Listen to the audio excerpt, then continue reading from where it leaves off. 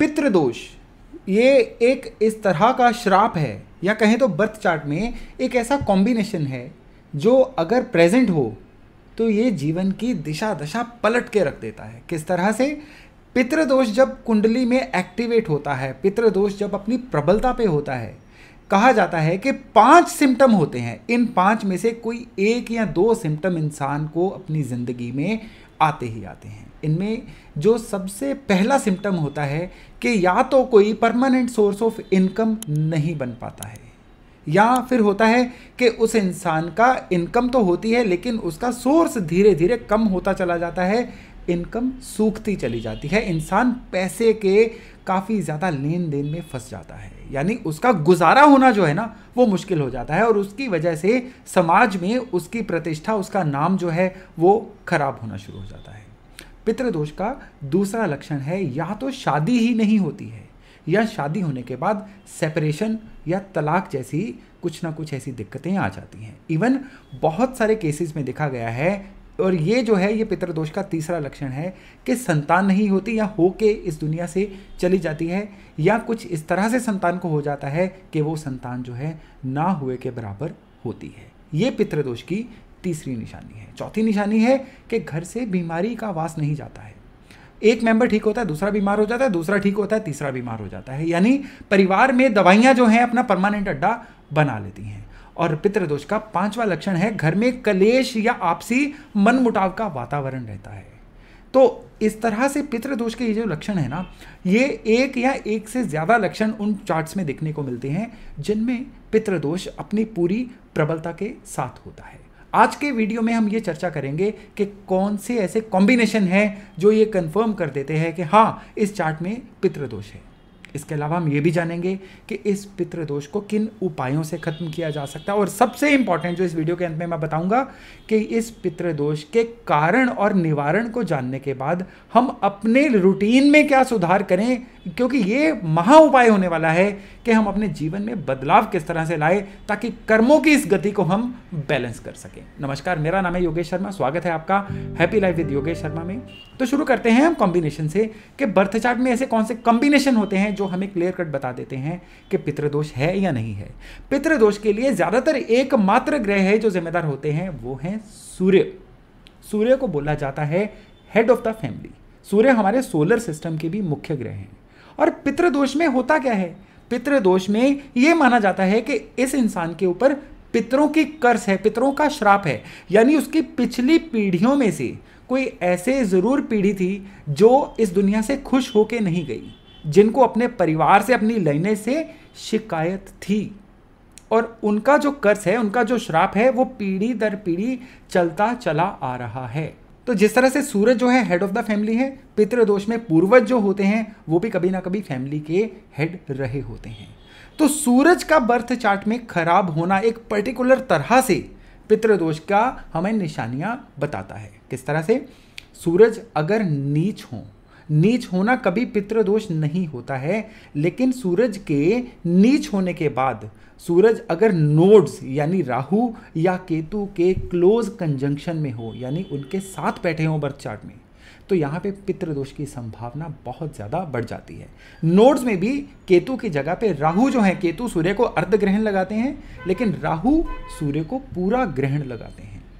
तो अगर birth chart में सूर्य नीच भी हों और सूर्य के साथ राहु भी बैठे हों, फिर तो आप कंफर्म कह दीजिए कि इस चार्ट में पितृदोष है। और जो मैंने इस वीडियो के शुरू में आपको निशानियां बताई हैं, उनमें से कोई 1 या 2 निशानियां, कई बार इससे भी ज़्यादा, उनको फील हो रही होती हैं।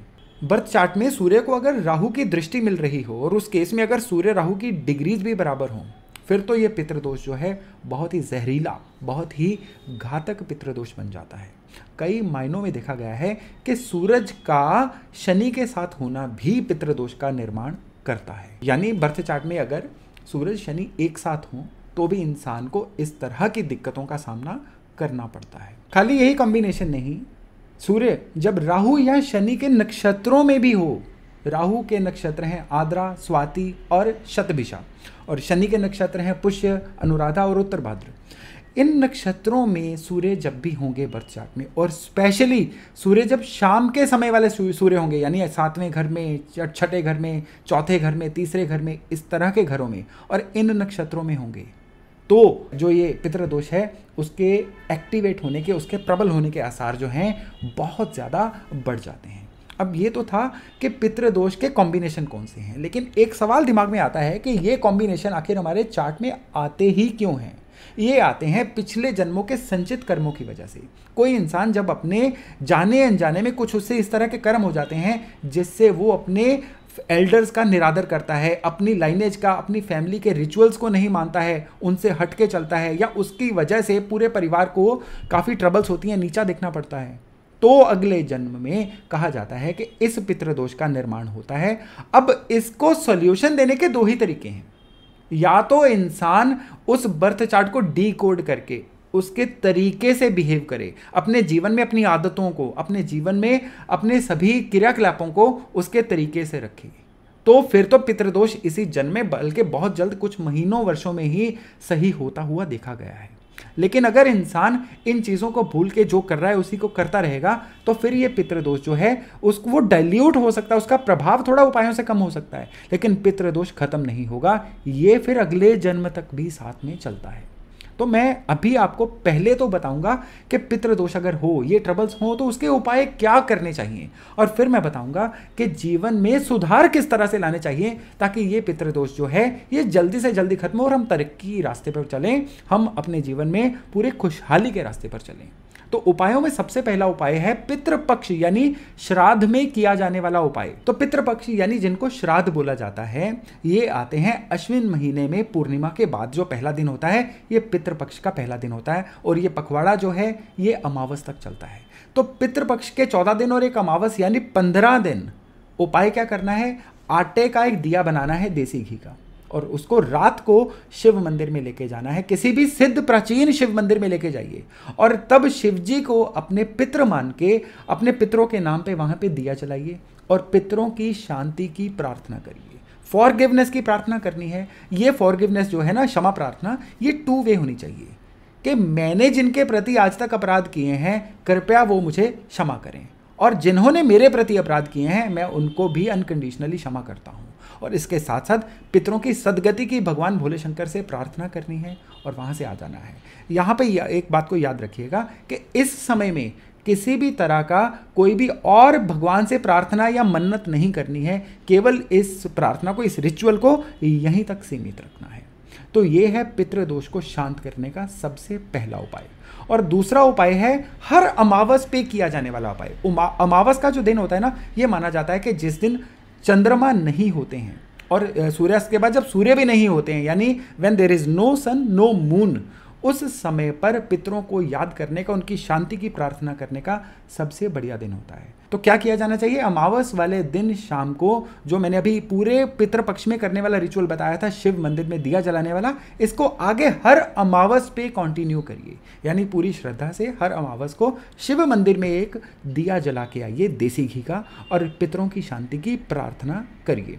इसके अलावा एक और खास बात करनी है उस दिन, और ये जो खास बात है ये लाल किताब का उपाय है। इससे पिछले मैंने पूरे वैदिक एस्ट्रोलॉजी के उपाय आपको बताए थे, अब वाला जो उपाय है ये लाल किताब का उपाय है कि परिवार के सभी मेंबरों से आप बराबर मात्रा में पैसे लीजिए। अगर सभी अर्निंग नहीं है तो कोई बात नहीं है, कोई एक करेंसी नोट 100 रुपये, 500 रुपये, 2000 रुपये, कोई करेंसी नोट को सभी मेंबर्स के हाथ लगवा के, क्योंकि मेन बात होती है अपनी इंटेंशन उस नोट को देने की, तो सभी के हाथ लगवा के उसको किसी या तो ज़रूरतमंद को दे दीजिए, किसी की दवा का अरेंजमेंट कर दीजिए, किसी ज़रूरतमंद के घर में राशन भिजवा दीजिए उस पैसे से, यानी किसी का पितरों के नाम पे भला कर दीजिए अमावस वाले दिन।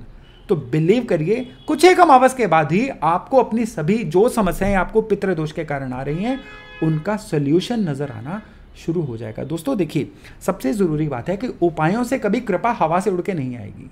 उपायों से क्या होगा, आपको वो इंसान नजर आने शुरू हो जाएंगे जो आपको हल दे सकते हैं, आपको वो चीज़ें सूझनी शुरू हो जाएंगी जो आपको सोल्यूशन देती हैं।